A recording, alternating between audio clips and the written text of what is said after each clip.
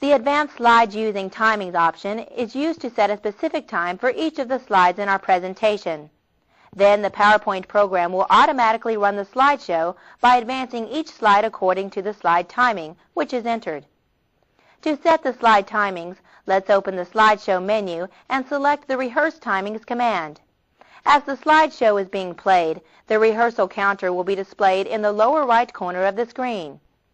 On the left side of the counter is the overall time of the entire slideshow, and on the right side of the counter is the time for the current slide. When the counter reaches the appropriate time for the first slide, we'll click the Forward button. In order to judge the length of time for each slide, we can read along and try to determine how long it will take our audience to cover the information. Also, if need be, we can temporarily stop the slideshow by clicking on the Pause button. And if we happen to let a slide go on too long, we can click on the Repeat button to restart the current slide. Let's follow these steps until we have finished setting the time for the entire slideshow. When the slideshow is finished, a prompt will appear giving the total time for the slideshow and asking if we want to record the slide timings. We'll click on the Yes button. Then another prompt will appear asking us if we want to review the slide timings in the slide sorter view. Again, we'll click on the Yes button. Now the slide timings will appear just below each of the slides. Finally, let's play the slideshow presentation using the slide timings. This time, we won't have to click the mouse button to advance the slides, but we do need to make sure Slide 1 is highlighted in order to start at the beginning of the slideshow.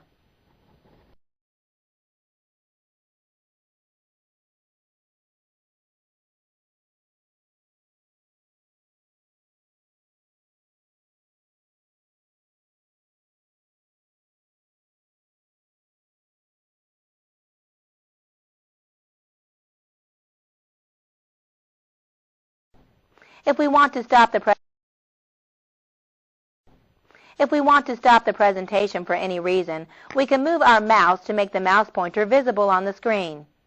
Then we can click on the up arrow button, which appears in the lower left corner. A pop-up menu will appear with a list of commands that are available during a slideshow. Let's select the pen option.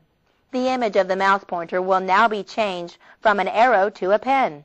With the pen selected, we can draw anywhere on the screen by holding down the mouse button.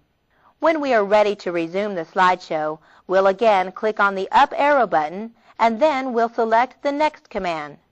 The PowerPoint program will remove all of the drawing marks when it moves to the next slide. There may be occasions where we'll want to show a PowerPoint 97 presentation on a computer or laptop that does not have the PowerPoint program installed. In these situations, we can use the PowerPoint 97 viewer. Although we cannot create, print, or edit with the PowerPoint viewer, we can present the on-screen slideshow just as we would with a regular PowerPoint 97 program. And the PowerPoint viewer can be freely distributed for installation on other computers without any additional cost or permission from Microsoft.